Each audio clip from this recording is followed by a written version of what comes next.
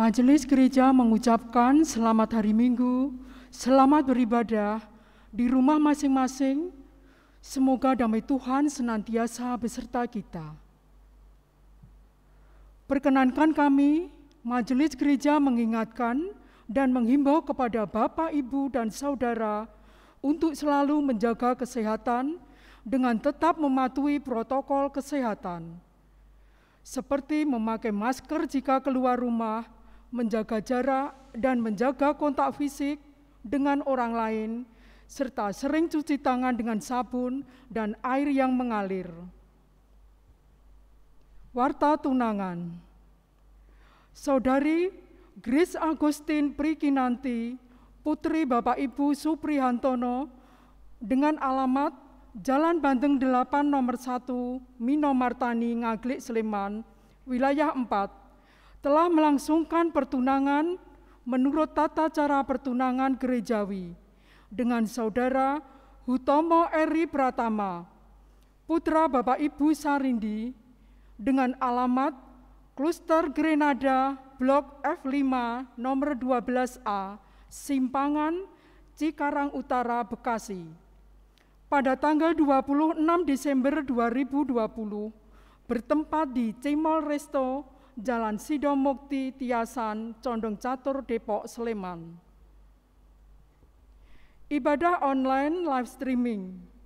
Untuk mendukung kualitas video dan audio ibadah online live streaming, dibutuhkan peralatan yang memadai. Oleh karena itu, Majelis Gereja masih memberi kesempatan kepada Bapak, Ibu, Saudara yang rindu untuk mendukung peningkatan kualitas video dan audio ibadah tersebut melalui persembahan khusus pengadaan peralatan multimedia. Bagi Bapak, Ibu, Saudara yang hendak memberikan persembahan berupa peralatan atau barang, dapat menghubungi Bapak Pendeta Kriswoyo selaku koordinator bidang ibadah dengan tujuan agar alat atau barang tersebut sesuai kebutuhan. Untuk informasi kemajelisan, persembahan dan lainnya dapat dibaca dalam buletin Warta Gereja. Yang melayani ibadah minggu ini, Bapak Pendeta Yusak Tri Darmanto. Demikian beberapa hal yang kami sampaikan. Atas perhatian Bapak, Ibu, serta saudara sekalian, kami ucapkan terima kasih.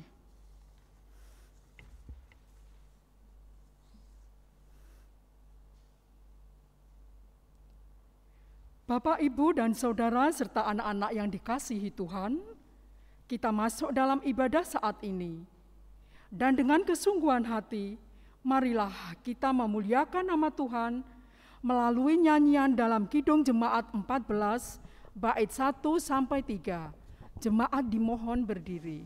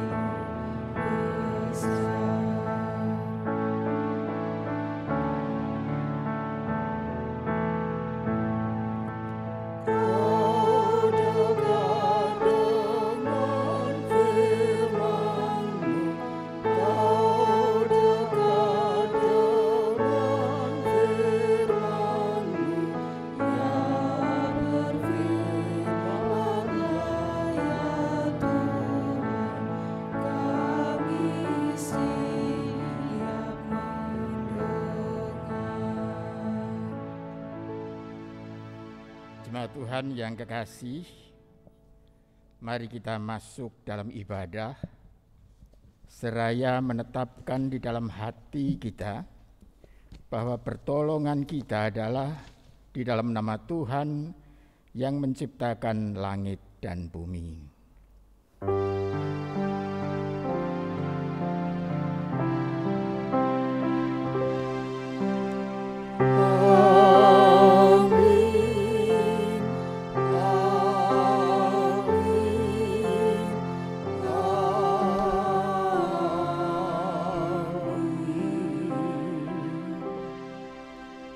Kasih karunia dan damai sejahtera dari Tuhan Yesus Kristus kiranya beserta saudara.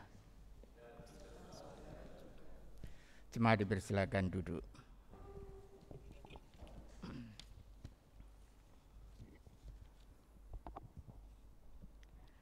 Saudara-saudara, kita bersyukur atas hari yang baru pemberian Tuhan. Kita bersyukur pula atas kesempatan beribadah saat ini. Marilah kita nyatakan syukur kita melalui nyanyikanlah Kidung Baru 134 bait 1 dan 4.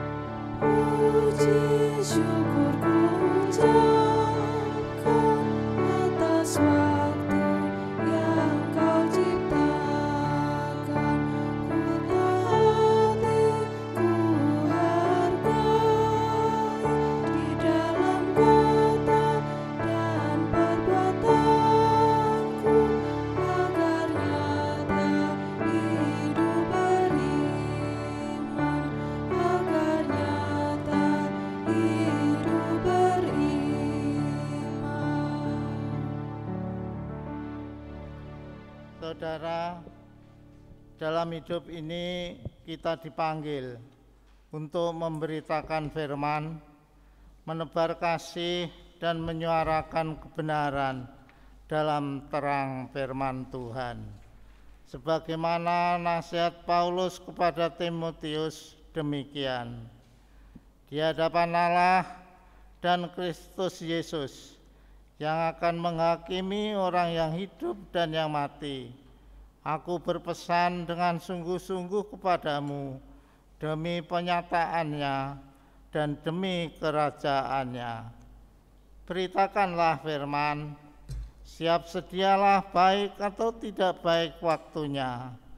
Nyatakanlah apa yang salah, tegurlah dan nasihatilah dengan segala kesabaran dan pengajaran.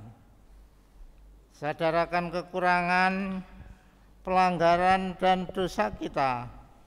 Marilah kita datang kepada Tuhan, memohon belas kasihan-Nya melalui nyanyian Kidung Jemaat 30A bait 1 dan 3.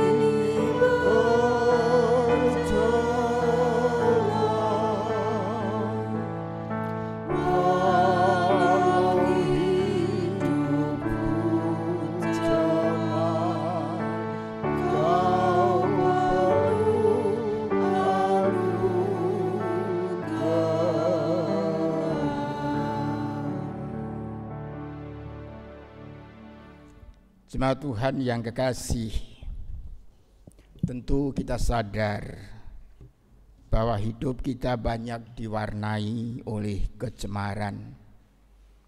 Tetapi oleh karena iman percaya kita kepada Tuhan, kita senantiasa dilimpahi anugerah dalam wujud pengampunan dosa.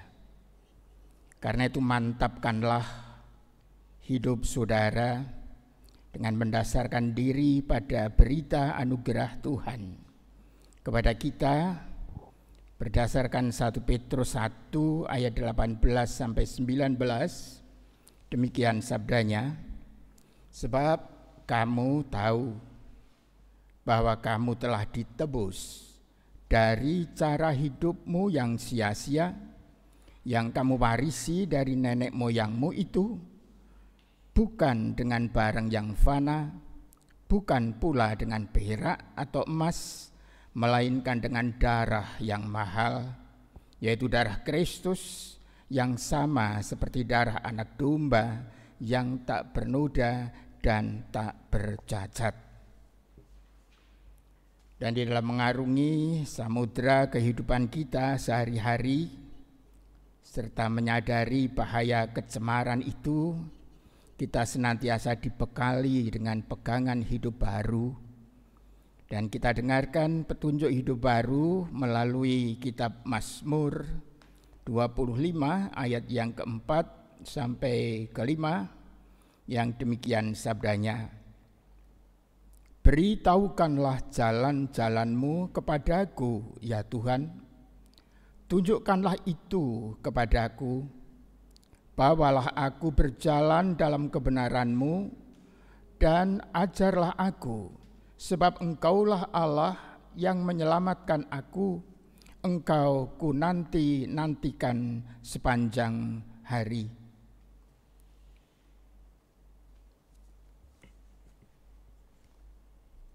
Marilah kita tanggapi berita anugerah dan petunjuk hidup baru.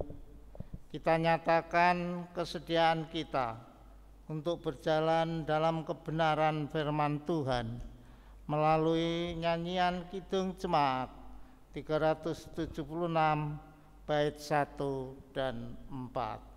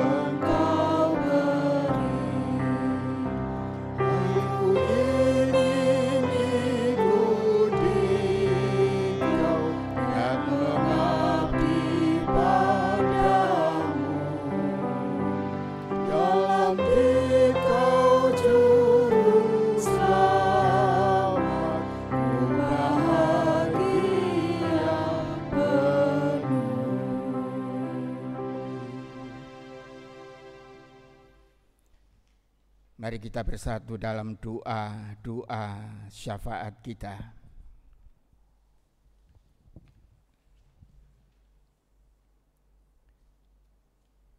Bapa Surgawi, Tuhan yang Maha Kasih, Sungguh betapa kami merasakan dan menghayati sukacita besar. Karena di tengah-tengah kelemahan kami, di tengah-tengah kecemaran kami, bahkan di tengah-tengah keprihatinan hidup kami, Engkau senantiasa hadir menguatkan kami, menghibur kami, mendampingi kami, dan bahkan juga memberikan arahan kehidupan kepada kami. Karena itu kami mampu bertahan betapapun senantiasa dirundung oleh berbagai macam penderitaan. Sekali lagi ya Tuhan, kami bersyukur, dan biarlah kami senantiasa berada dekat di dalam tangan Tuhan. Ya Tuhan, di dalam kesempatan ini kami mengingat dan sekaligus mendoakan saudara-saudara kami yang sedang menderita sakit ataupun juga yang lanjut usia.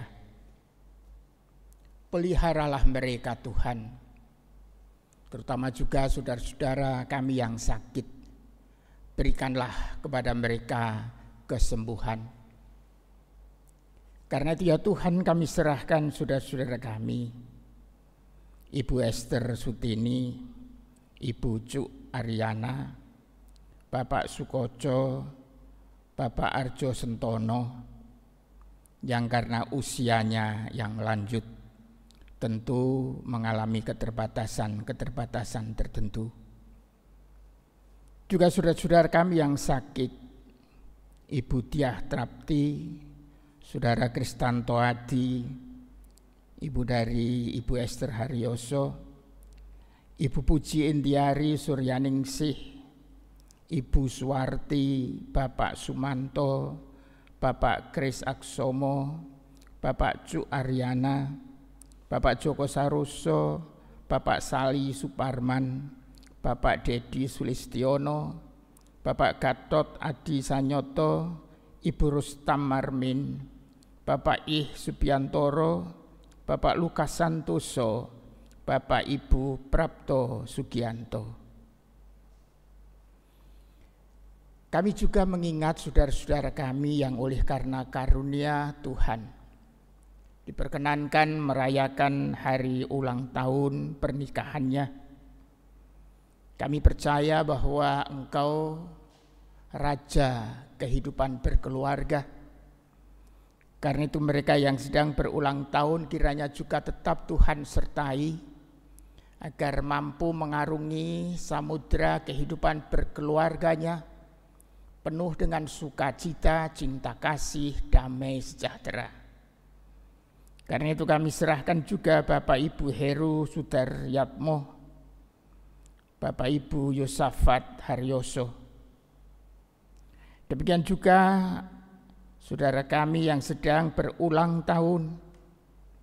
Hidup ini adalah pemberian Tuhan. Ketika seseorang merayakan ulang tahunnya, juga berarti merayakan karunia Tuhan.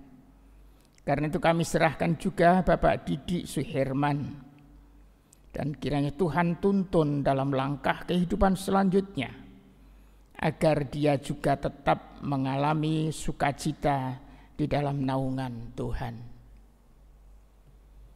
Kami berdoa juga untuk pribadi kami satu dengan yang lain Tuhan. Pekerjaan kami, tanggung jawab kami hidup di tengah-tengah masyarakat, tanggung jawab kami mengasuh anak-anak, mendampingi anak-anak, dan tanggung jawab kehidupan yang lain. Tuhan pimpinlah kami. Jangan biarkan kami menjadi lelah dan putus asa oleh karena tanggung jawab kehidupan yang kadangkala tidak ringan. Namun sebaliknya mampukan kami untuk tetap mempercayakan hidup kami seutuhnya di dalam penyertaan tangan Tuhan, Sehingga betapapun mungkin berat tanggung jawab kehidupan kami percaya, kami mampu, kami sanggup mengatasi itu. Dan semuanya pasti akan berakhir di dalam sukacita. Karena itu ya Tuhan, berkenaan dengan kehidupan sehari-hari kami yang juga senantiasa diliputi oleh rasa cemas, khawatir karena pandemi COVID yang nada-nadanya belum menunjukkan derajat yang semakin menurun, tetapi sebaliknya justru meningkat. Banyak di antara saudara-saudara kami yang terpapar dan harus dirawat secara khusus. Bahkan ada mereka yang terpaksa harus mengikhlaskan sanak saudaranya karena penyakit ini. Tuhan, hadirlah di dalam kehidupan kami, di dalam kehidupan masyarakat, bangsa, negara, dan bahkan dunia ini, dan hentikanlah pandemi COVID-19 ini. Sementara itu, mampukan kami untuk tetap menjalani kehidupan dengan juga memperhatikan aturan-aturan kesehatan, agar dengan demikian kami melalui upaya kemanusiaan kami juga ambil bagian di dalam menghentikan arus penularan virus ini. Bapa, gerejamu di sini juga kiranya Tuhan pelihara melalui segenap anggota jemaat di dalam tanggung jawab mereka masing-masing, dan secara khusus juga melalui majelis gereja, pendeta, penatua, diaken. Tuhan berkati mereka, dan betapapun banyak hambatan-hambatan fisik, namun mampukan mereka dengan kreativitasnya untuk tetap menjalankan fungsi pelayanan bagi pemeliharaan jemaat dan bagi keluhuran nama Tuhan. Bangsa dan negara kami juga senantiasa kami doakan, terutama program kemanusiaan yang diprakarsai oleh pemerintah untuk menanggulangi pandemi COVID ini dengan program vaksinasi. Kami menyadari di sana sini masih ada penolakan. Ada yang bahkan menganggap program ini sebagai kebohongan, membodohi rakyat, dan manifestasi pekerjaan iblis. Tuhan, sadarkanlah mereka. Dan kiranya program yang telah ditetapkan oleh pemerintah ini kami sambut dengan sukacita. Karena itulah tanggung jawab pemerintah kami dalam rangka menyejahterakan seluruh rakyat Indonesia ini.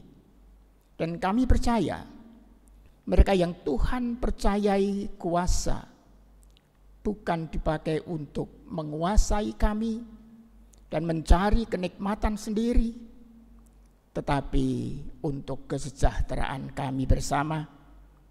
Karena itu mampukan kami mendukung program vaksinasi ini sehingga sukses. Kami berdoa dalam nama Tuhan Yesus Kristus.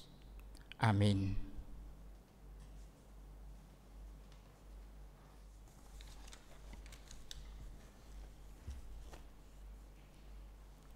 Saudaraku, marilah kita memberikan persembahan syukur kepada Tuhan dengan mendasari persembahan kita dengan firman dalam kitab Mazmur 100 ayat yang keempat demikian.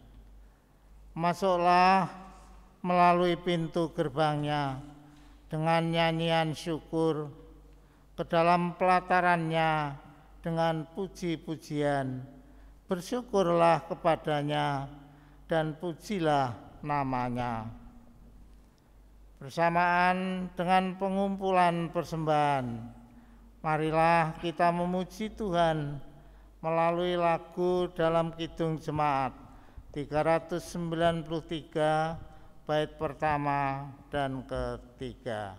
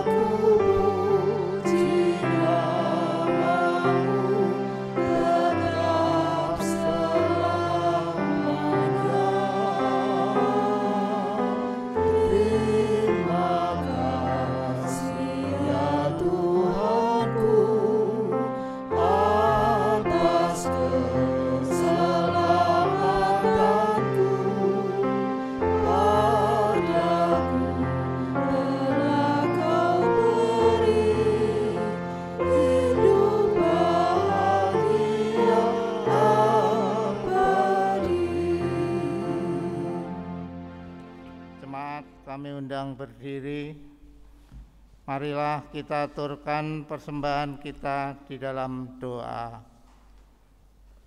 Tuhan yang Maha Baik, Maha Murah, saat ini kami datang kepadamu dengan membawa persembahan kami. Terimalah dan sucikanlah, sehingga persembahan ini menjadi alat kemuliaan nama Tuhan, keluasan damai Tuhan, sejahtera Tuhan. Mampukanlah kami untuk mempersembahkan hidup kami seutuhnya sebagai persembahan yang berkenan kepada Tuhan. Tuhan, sebentar lagi kami hendak mendengarkan firman-Mu. Berkatilah Bapak Pendeta Yusak Tridarmanto yang akan menyampaikan firman, sehingga apa yang disampaikan seturut dengan kehendak-Mu. Ampunilah Tuhan dosa-dosa kami yang terselip di dalam kami mempersembahkan ini. Kami naikkan doa syukur kami ini di dalam nama di atas segala nama, nama Tuhan Yesus Kristus, Putra-Mu yang tunggal. Amin. Dipersilakan duduk.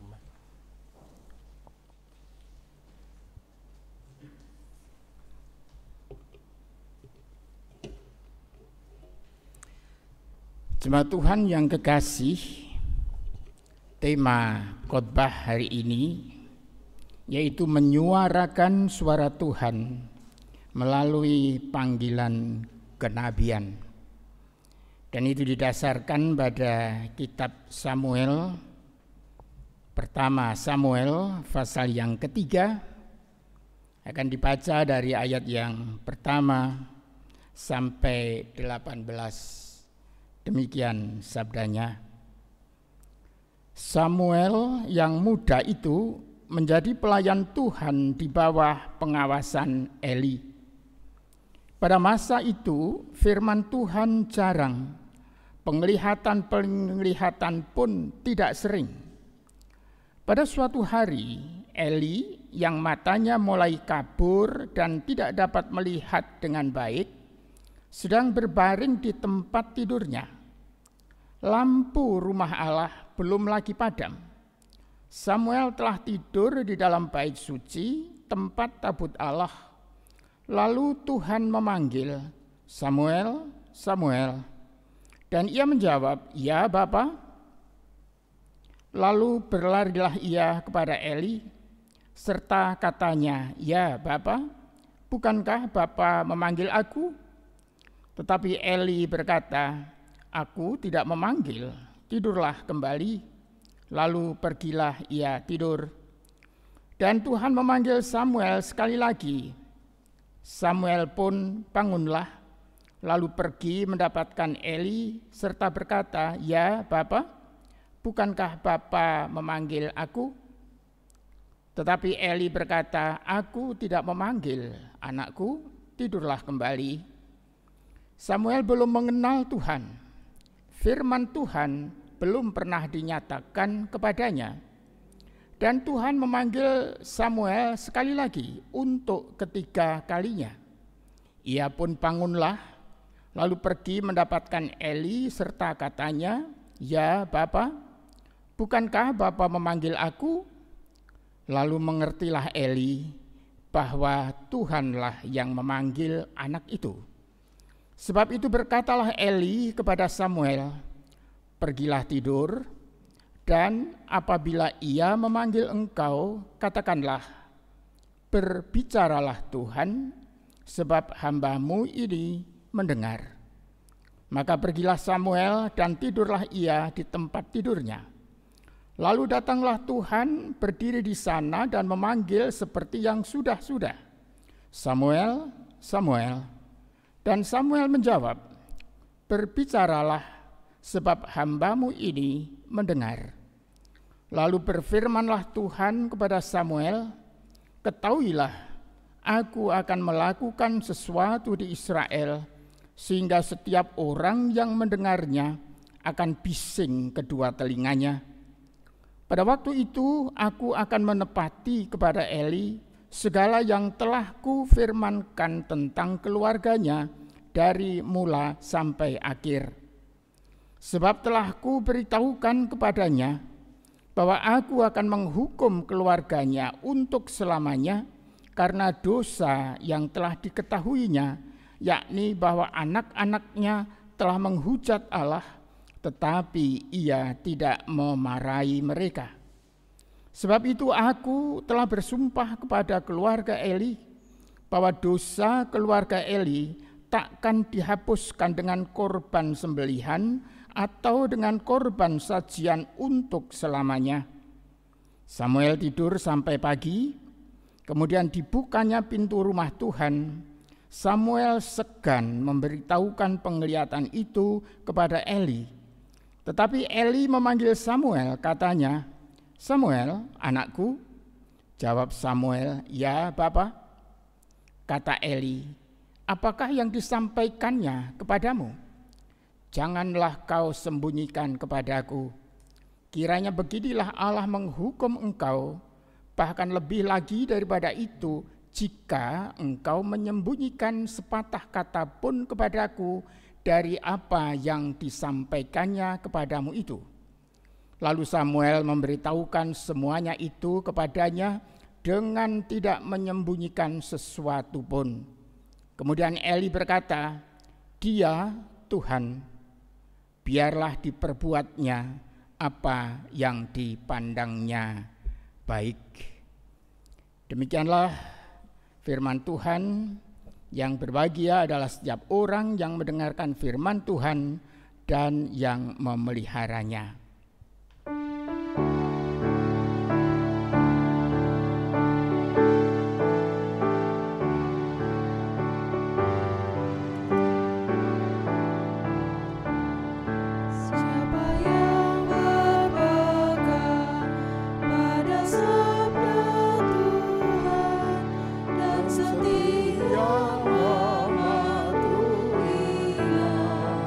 Hidupnya mulia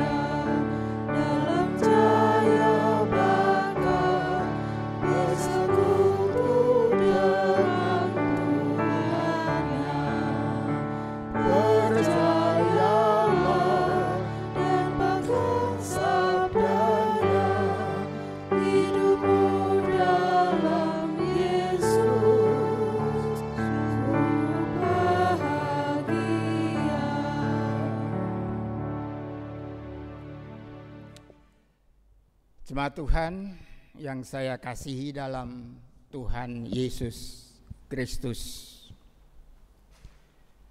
kejahatan yang menyatakan diri dalam berbagai macam wajah itu bisa dipastikan senantiasa berkeliaran di sekeliling kita.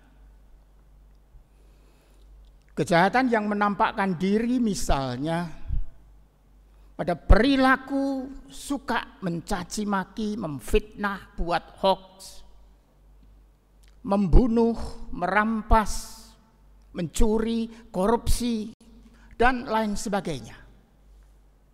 Selalu ada di sekitar kita. Kalau seandainya dunia di mana kita hidup ini, kita bayangkan disekat oleh berbagai macam ruang-ruang kehidupan yang kecil, maka kita mempercayai, meyakini tidak ada satu ruang kehidupan pun yang bebas dari berkeliarnya kejahatan itu. Kejahatan seolah-olah menjadi musuh yang senantiasa mengintip kehidupan kita. Surat Petrus tidak salah ketika menggambarkan kejahatan ini bagaikan singa yang mengaum, yang setiap saat bisa menerkam siapapun yang lengah, siapapun yang lemah. Karena itu kita pun seringkali juga bertanya, kenapa kejahatan ini tidak pernah hilang dari muka bumi ini? Dan memang selagi kita masih hidup di dalam dunia ini, salah satu tanggung jawab yang tidak pernah bisa kita hindari, berjuang melawan kejahatan. Dan kejahatan ini baru benar-benar dipukul hancur ketika Tuhan Yesus menyempurnakan karyanya pada kedatangannya yang kedua kali. Dan itu berarti perjalanan kita hidup di dalam dunia ini akan senantiasa berjuang melawan kejahatan itu.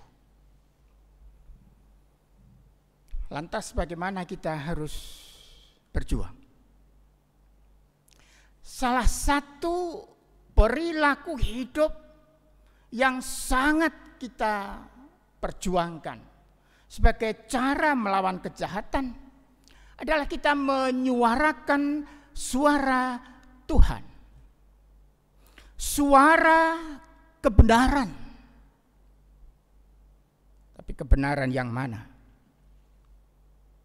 Karena benar itu bisa saja berbeda-beda. Kebenaran yang mana?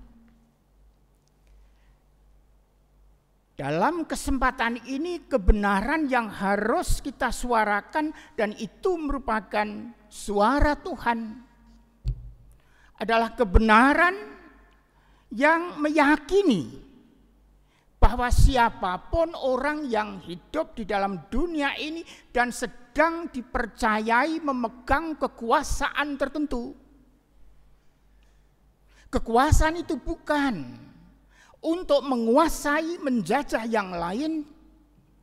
Kekuasaan itu juga bukan untuk mencari kemakmuran diri sendiri.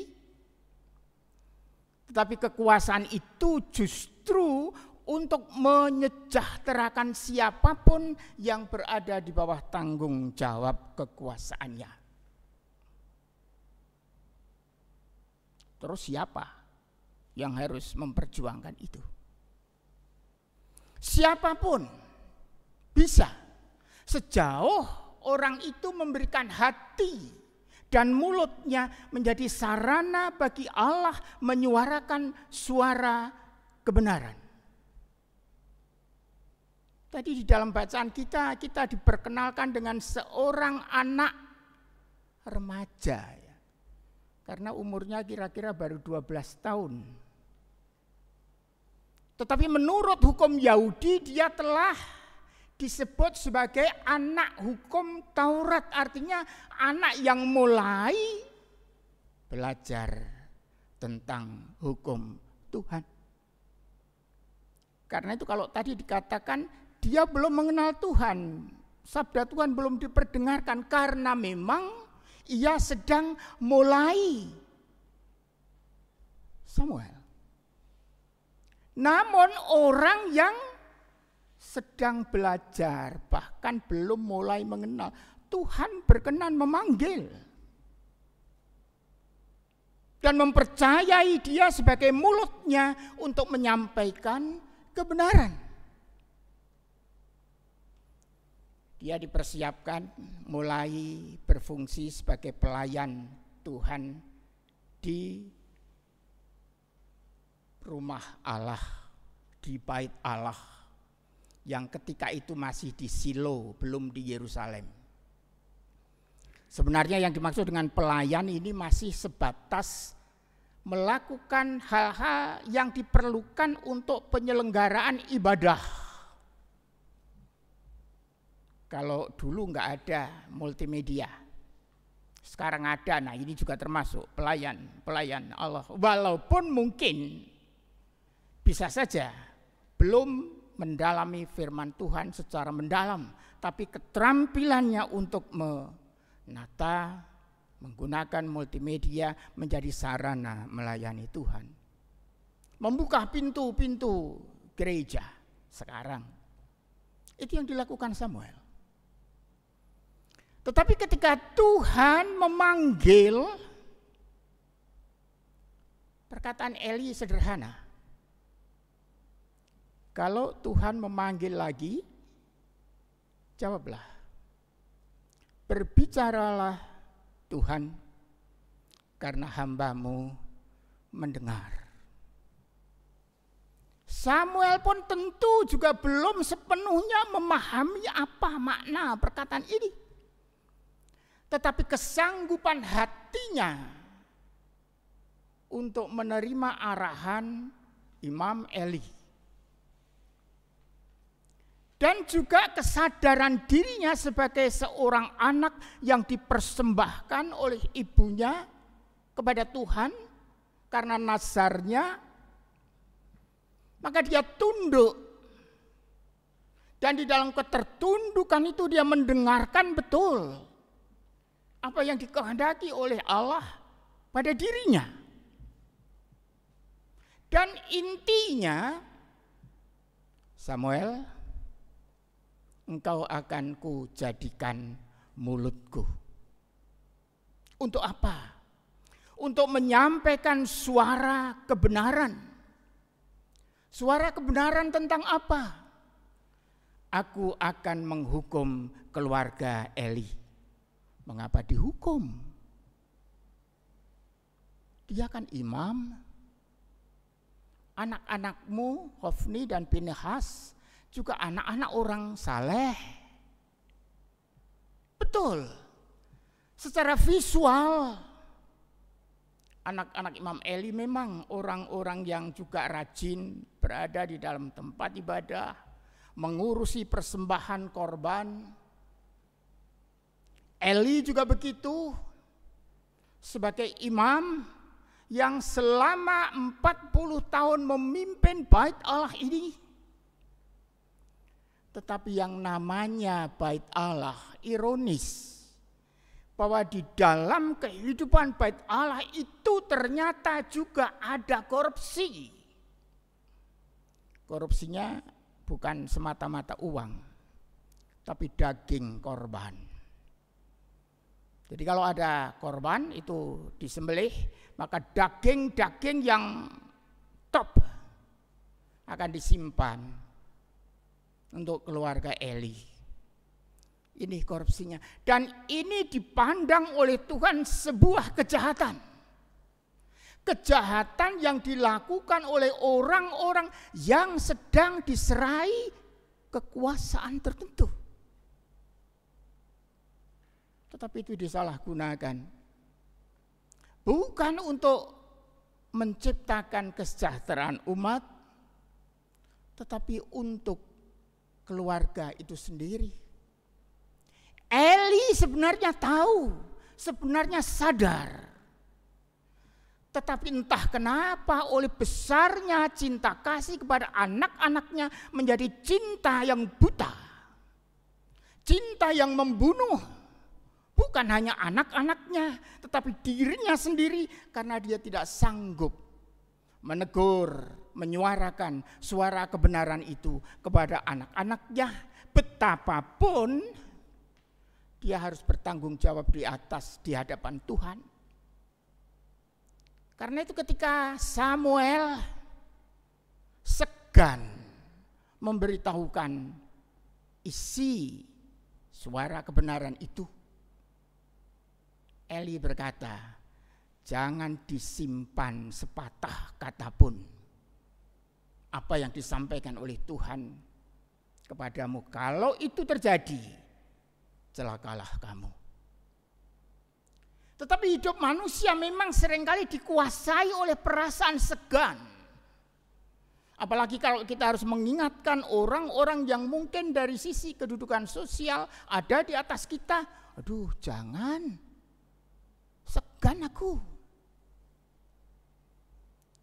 Tetapi suara kebenaran Tuhan tidak boleh dihambat, bahkan dibatalkan oleh rasa segan. Siapapun yang menjadi mulut Allah untuk menyatakan suara kebenaran, dia harus mampu mengatasi rasa segannya itu.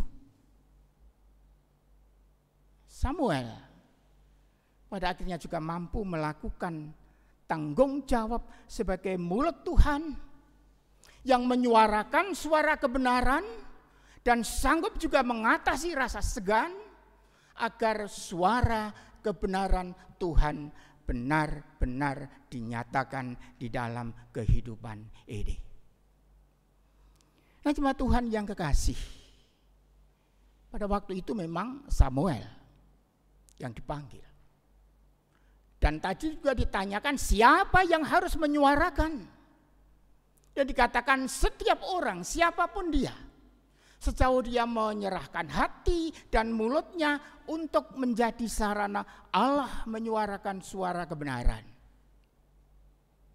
Karena itu kita semua, terutama juga orang-orang yang telah menjadi tebusan Tuhan kita Yesus Kristus, bukan dengan harta benda, tetapi dengan darahnya yang mahal.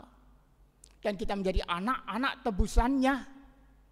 Maka kita pun juga dipanggil untuk menjadi sarana-sarana menyuarakan suara kebenaran itu.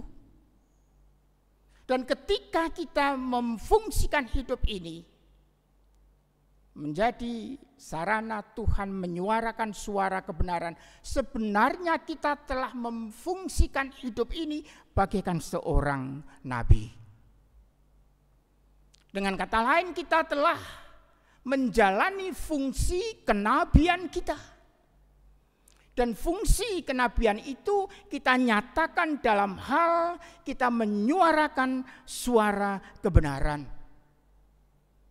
Kalau seandainya dalam lingkup masing-masing kehidupan kita, kita diserai kepercayaan tertentu. Diserai kuasa-kuasa tertentu. Janganlah kita menyalahgunakan kekuasaan yang kita miliki. Tapi pakailah kekuasaan itu justru untuk menciptakan kesejahteraan mereka yang berada di bawah tanggung jawab kita. Kita semua masih menderita oleh karena pandemi.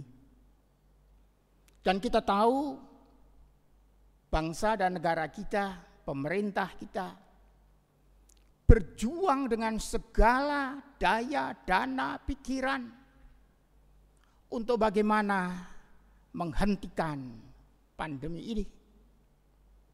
Dan sekarang program yang sedang disosialisasikan, setelah dipikirkan, direncanakan, termasuk pendanaannya, akhirnya diwujudkan dalam bentuk program vaksinasi. Tetapi ada sebuah video seorang pengkhotbah Kristen tentu yang membuat khotbah berapi-api dengan menandaskan bahwa jangan mau divaksinasi. Itu perwujudan karya iblis yang membohongi kita semua.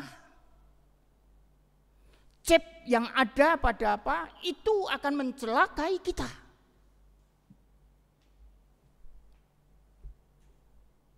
Padahal kita tahu, kita menyimak apa yang dilakukan oleh pemerintah kita betul-betul upaya untuk mengatasi pandemi itu demi kesejahteraan. Kita juga percaya bahwa pemerintah selagi menjalankan fungsinya dengan baik dan benar, itu adalah abdi Allah.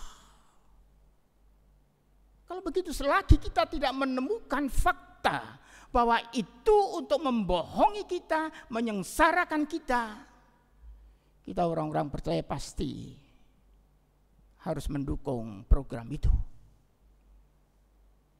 Apa artinya kalau misalnya kita ketemu dengan salah satu saudara kita yang juga memiliki pendapat yang begitu, bagaimana kita menyuarakan suara kebenaran itu? Tidak, pemerintah kita tidak sedang membohongi kita. Pemerintah kita sedang berupaya dengan optimal mengakhiri pandemi ini. Mari kita dukung. Bukan hanya mendukung secara moral dan mungkin juga dengan dana, mungkin. Tapi kita juga mendukung manakala kita harus menerima vaksinasi itu sendiri. Percayalah bahwa itu program kebaikan pemerintah kita untuk kebaikan kita bersama. Ketika kita menjalankan itu dengan tetap mengalaskan hidup kita kepada tatangan Tuhan, kita percaya apa yang kita lakukan akan diberkati oleh Tuhan.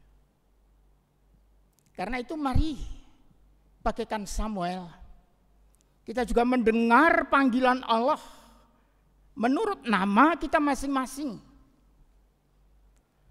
Suarakanlah suara kebenaran, yakni kalau engkau atau siapapun sedang dipercayai memegang kekuasaan tertentu, jangan pakai kekuasaan itu untuk menguasai, untuk menjajah, untuk memakmurkan dirimu sendiri. Tapi pakailah itu untuk menciptakan kesejahteraan. Semakin banyak orang berjuang untuk menyejahterakan sesamanya, maka akan terciptalah relasi kehidupan yang harmonis.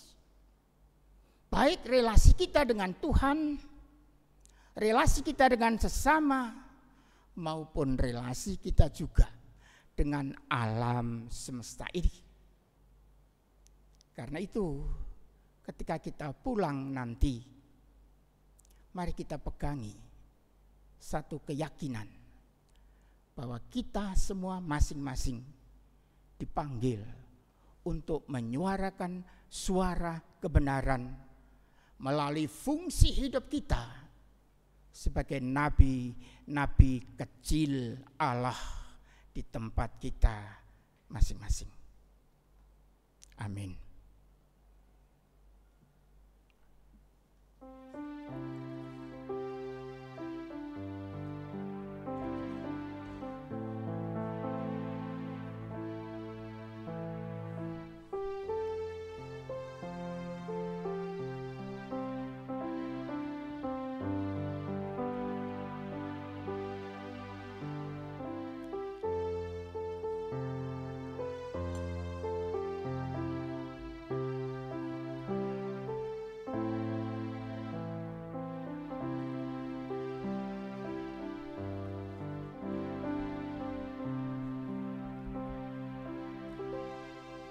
Saudaraku yang dikasihi Tuhan, kita dipanggil untuk menyuarakan suara Tuhan dalam hidup ini.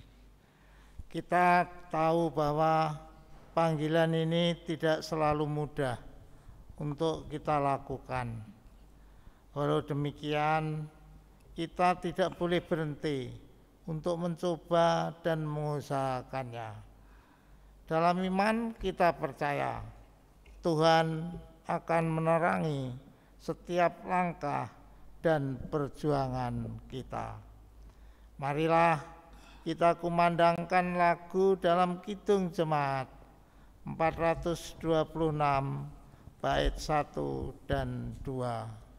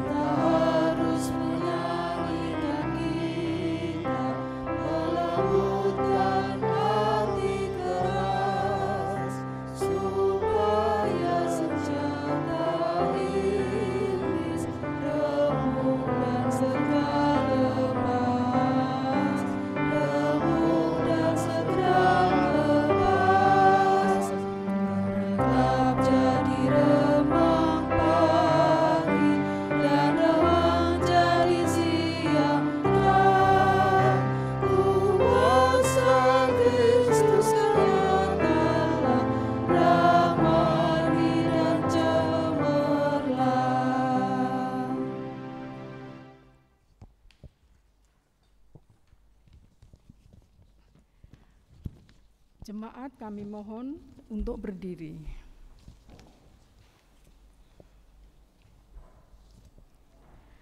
Marilah kita memperbaharui pengakuan iman kita bersama dengan orang percaya di seluruh dunia dan di sepanjang abad dengan mengucapkan pengakuan iman rasuli. Demikian, aku percaya kepada Allah Bapa yang Maha Kuasa, Khalik langit dan bumi, dan kepada Yesus Kristus, Anaknya yang tunggal Tuhan kita, yang dikandung dari Roh Kudus, lahir dari anak darah Maria, yang menderita di bawah pemerintahan Pontius Pilatus, disalibkan, mati dan dikuburkan, turun ke dalam kerajaan maut.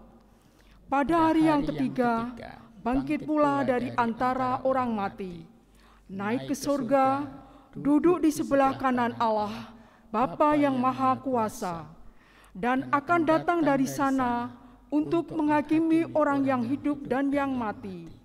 Aku percaya kepada Roh Kudus, gereja yang kudus dan am, persekutuan orang kudus, pengampunan dosa, kebangkitan daging, dan hidup yang kekal. Jemaat Tuhan yang kekasih, pulanglah ke kehidupan saudara masing-masing dan jadilah nabi-nabi kecil Allah di tempat saudara masing-masing. Dan pergilah dalam damai sejahtera dan terimalah berkat dari Tuhan. Tuhan memberkati engkau dan melindungi engkau. Tuhan menyinari engkau dengan wajah-Nya dan memberi engkau kasih karunia. Tuhan menghadapkan wajah-Nya kepadamu dan memberi engkau damai sejahtera. Amin.